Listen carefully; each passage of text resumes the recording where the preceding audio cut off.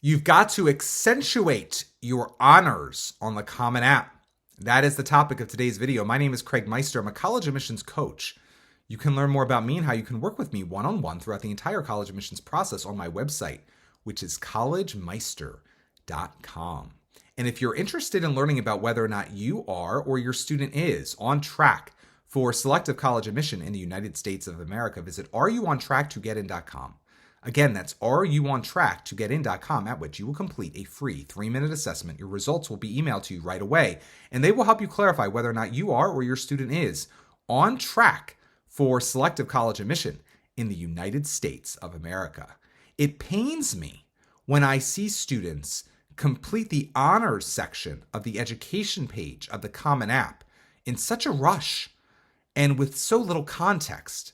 And so I decide today to make a video so that you all slow your roll a little bit here and realize that you actually have more space in the honors section than you may realize.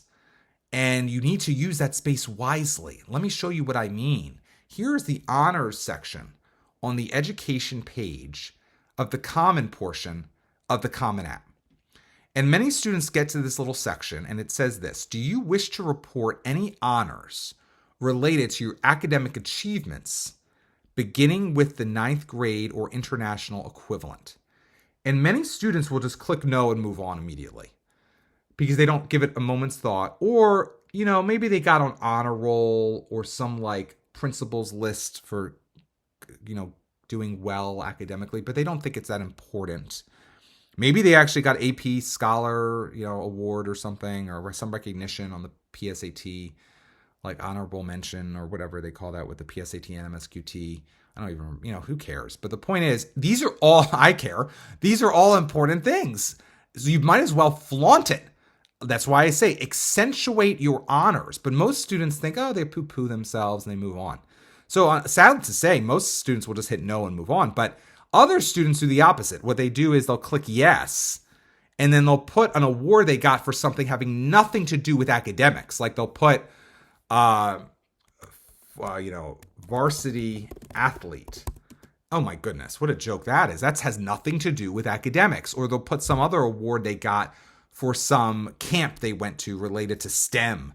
Now, I guess arguably that's academic related if the camp was related to academics, but it's a camp, for goodness sake. What they're really asking for, because this is where this lives on the application, the honor section is on the education page. So what they're really asking for is awards or honors you have received that are specifically related to your academic achievement.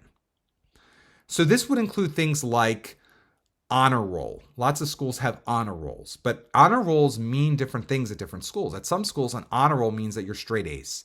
At other schools, it means you have a 3.0 GPA or higher every semester or term. So it's your responsibility to clarify for the application readers what it took to earn the honor you're listing on this section. The problem is because the fields are pretty narrow looking, they look like they're just one line, most students will type in to their 1, 2, 3, 4, or 5 honor fields on the honor section of the application, the name of the honor, and then they'll just say the year they earned it, and then whether it was a school-based recognition, a state-based recognition, a national recognition, or international recognition, and then they'll move on. And that's it. But I'm here to tell you that's a huge mistake. You gotta use your space wisely. You actually have, even though it doesn't say this, you have 100 characters per honor. And so let's say you are typing in, which I am right now, honor roll. Okay, you've put an honor roll. Well, like I said, one school in the same zip code, honor roll could be straight A's. At another school, honor roll could be a 3.0 GPA. So say honor roll for earning, and then explain what it takes to be on honor roll at your school. What is the definition of honor roll at your school? For earning straight A's, if that's the case at your particular school. Then say the years that you earned it.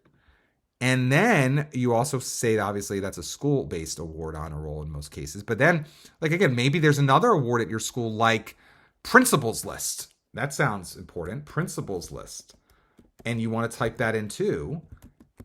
Then you need to define what that is. Principals list for earning straight A pluses for grades for the entire year. So use your space. My point is type out as many words as will fit to accentuate the honor. Don't assume the admissions officer knows the exact qualifications to receive this recognition or honor at your school, in your state, in your country, or in the world. They may be a new admissions officer. They could be 22 years old. They may never have done this before. Or they may be doing this in a new region and they don't know exactly your school's honors or award system. So try as much as possible. Obviously, you can't write a book here. 100 characters is not a book. But you can try to accentuate and contextualize the honor much more than just listing the name. Now, again, honor roll and principals list at least sound good. But there are some honors that students just put the name in and it's completely random. It's like the Smith Award or the Lantern Society. And at one school, the Smith Award may be an award for having the last name Smith and being a fourth generation student at that private school. At another school, the Smith Award is for honoring a teacher and it's for excellent collaboration with classmates. And that's an academic award in the classroom if you earned it in. So you have to explain it. So say this won the Smith Award in 11th grade year for collaborating well with my science classmates. Well, say it. You have the space, God willing, to say at least most of that. You may have to abbreviate a few of the words to fit 100 characters, but you get my point. Explain. Don't assume that they know what the Smith Award is, or the Lantern Society. I always joke, at one school, the Lantern Society is the Black Student Union. At another school, it's the Gay Straight Alliance. At another school, it could be for students who are getting straight A's. So it's your responsibility to define what that award is. If you have been inducted into the Lantern Society, say what it is. Again, if it has something to do with being Black or gay, it doesn't fit here because that's not an academic award. But if it does have something to do at your school with having a particular GPA, performing well in a particular class, Lantern Society, maybe you did well in physics, I don't know, maybe something with fire, I don't know. The point is, you want to explain it. Don't assume the reader knows. And use all 100 characters if you at all can in a coherent way.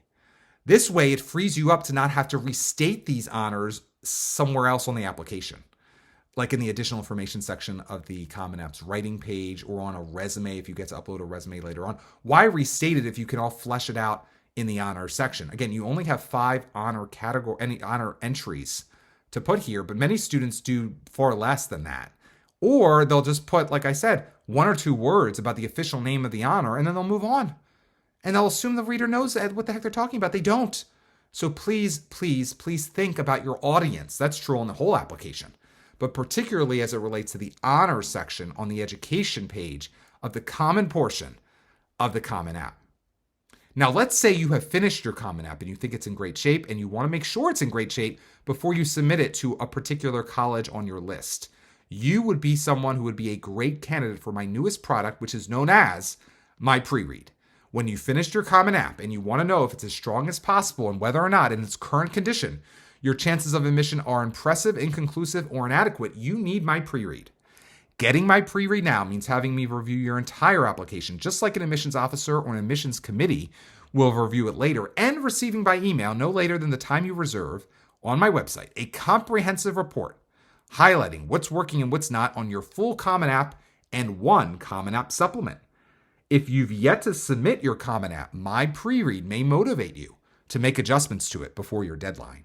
If you've already submitted your Common App, my pre-read will prepare you for what I deem to be your likely admissions outcome at the institution in question.